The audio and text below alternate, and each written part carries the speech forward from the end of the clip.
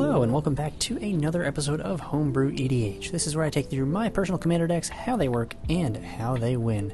Today's episode is going to be Savra, Queen of the Golgari. This is a pretty standard green-black sacrifice deck with a bunch of cheap creatures, ways to ramp out, token stuff, and just all about making our creatures go there and back again before eventually, hopefully, comboing off to empty our opponent's hands permanently, or just draining the table out with some drain and gain combos. So without further ado, let's get into the deck tech. Savra is 2 black-green for a 2/2 elf shaman that says whenever you sacrifice a black creature, you may pay 2 life. If you do, each other player sacrifices a creature. And the next line says whenever you sacrifice a green creature, you may gain 2 life. So this is, like I said, a very standard drain and gain plus creature sacrifice kind of deck.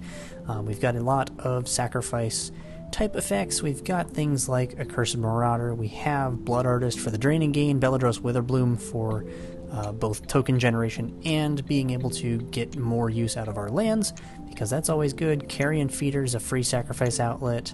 Compy Storm was a fun one. It's a 3-drop 2/2. Beginning of your end step, if creature died this turn, create a tapped token that's a copy of it, which is very interesting. We also do have Dina Soul Steeper. Whenever we gain life, each opponent loses a life, so throughout the sacrificing and all of those loops, if that is out, we've got things that way. Also, an alternate commander choice, if you want to, would be Marin, or potentially Nath if you want to draw a little bit more ire from the table, but that's not for me to decide. But with Nath on the line, we do have that combo in here with Sadistic Hypnotist. Basically, how it works, you have Nath out. It says at the beginning of your upkeep, you may have target opponent discard a card at random. Whenever an opponent discards a card, you may create a 1/1 elf creature token. And Sadistic Hypnotist says sacrifice a creature, target player discards 2 cards from his or her hand.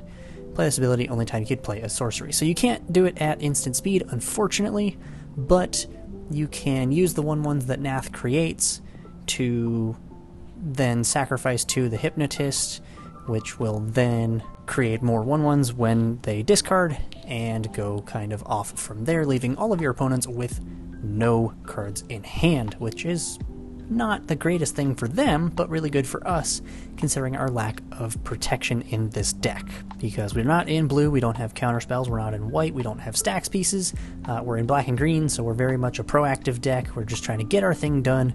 Sorceries here are pretty standard. We've got a couple of decent ramp spells, Cultivate, Nature's Lore, nothing too intense over there. We've got 3 visits as well. We'll do also run Toxic Deluge. I have Reanimate just in case, and things like Diabolic Intent, Demonic Tutor to go find certain pieces if that is something we're looking for. Instance is just mostly removal, Abrupt Decay, Assassin's Trophy, Beast Within, all that kinds of stuff. We do have a Heroic Intervention just in case we need it, in the case of protecting our stuff from somebody else's board wipe, or even from our own board wipe that is not Toxic Deluge. We can definitely do it that way as well. Artifacts is pretty light in here. I did include a Skull Clamp because we have a lot of 1/1 generators, but the only other notable things would be the Ashnod's Altar and the Phyrexian Altar, just to sacrifice for free on those creatures and get us the mana we need to hopefully finish out the game. The fun part comes into the enchantment section. There are 10 of them in here. Most of them are pretty similar in terms of what they're there for, but Bitter Blossom is just free 1/1s for us to use. Blight Mound was a fun find that give our pests +1/+0 and menace, which is a lot of fun because I do have, again, Pest Infestation as well as Beledros Witherbloom, but it also reads whenever a non-token creature you control dies, create a 1/1 black and green pest creature token that says when this dies, you gain a life. So we can turn our non-pests into pests and then either swing out from there if we do a bunch of them. Dictative Erebos, everybody kind of knows that one, 5 mana flash. Whenever a creature you control dies, each opponent sacrifices a creature. Same deal with Grave Pact, 4 mana enchantment. Whenever a creature you control put into a graveyard from play, each other player sacrifices a creature. I'm a big fan of Grave Pact. It was in my original Corvold list. That was a lot of fun. Insidious Roots is another fun one. Creature tokens you control have tap, add a mana of any color. Whenever 1 or more creature cards leave your graveyard, you make a 0/1 plant token and put a +1/+1 counter on each plant we control, which is pretty cool. Into the Pit is a 3 mana enchantment. You may look at the top card of your library at any time, cast spells from the top of your library by sacrificing a non-land permanent in addition to paying its other costs, which is honestly not too bad. You can use tokens to do this. Moldavine Reclamation, just some extra card draw. Sylvan Library, obviously really good with extra card draw there. Meat Hut Massacre, good for large board swings and stuff like that. And the last enchantment here is Trudge Garden, which I did include a combo for here somewhere. I forget what the actual combo is. I'll look it up and put it on screen. But Trudge Garden is 3 mana for an enchantment that says whenever you gain life, you may pay 2 mana. If you do, create a 4/4 green fungus beast creature token with trample.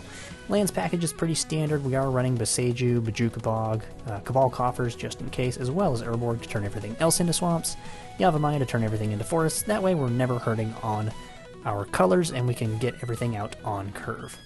And that'll pretty much wrap it up. If you guys did enjoy this video, I know this is late, I kind of forgot about this one today, but if you did enjoy, go ahead and leave a like, consider subscribing, it does help grow the channel, and we are closing in around that 300 subscriber mark. Thank you all very much. I appreciate each and every one of you that does watch these videos. It means the world to me that somebody else is enjoying my hobby aside from me. So thank you so much for watching. I will see you guys in the next video. Take care until then, and have a good one.